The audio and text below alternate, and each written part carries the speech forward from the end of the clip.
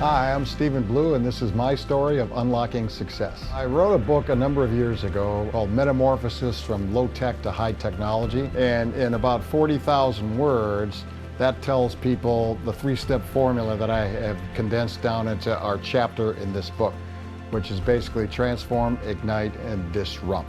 And so I wrote it so people could have just a snapshot of how to totally transform a company as I've done in the past. You have to be the CEO to make the kind of changes that I suggest because they're massive and they carry a great deal of risk. They also have a great deal of potential, but you can't be the HR department, you can't be the marketing department.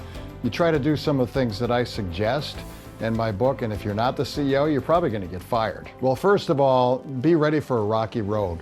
Strap on your flak jacket because this is not going to be easy, and you can do it in 3 steps, which are complicated, but they're fairly simple. First, you have to transform the organization from what it is to what it needs to be. Then you have to innovate massively, and then you have to disrupt the marketplace. And those are kind of 3 distinct steps that every CEO would have to take in order to do this kind of transformation. One time I was in on a Saturday and I noticed some guys in the loading dock, which is odd because we don't ship on Saturdays. And what was even more curious is they had a U-Haul, which we don't use U-Haul, we use common carriers. So I walked over and asked them what was going on, what were they doing, and they were loading up some product that they had scoured the country. They were short some particular components for a particular shipment, so they started calling all over the country on a Saturday until they found the parts that they needed. They rented a U-Haul truck, they went and got them, then they come back, put them all together, and then they took it all to the customer. And so then you think to yourself, who authorized them to do all this? And the answer is nobody. It's the culture that motivated them and gave them the permission to do that. The top advice I offer a CEO to transform the company is to get the culture right. That's the most important thing. If you get the culture right, everything else goes on automatic.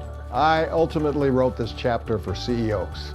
CEOs of middle market, basically manufacturing companies, but for anybody who wants to radically transform their organization to get a whole lot more profitable and productive than it is.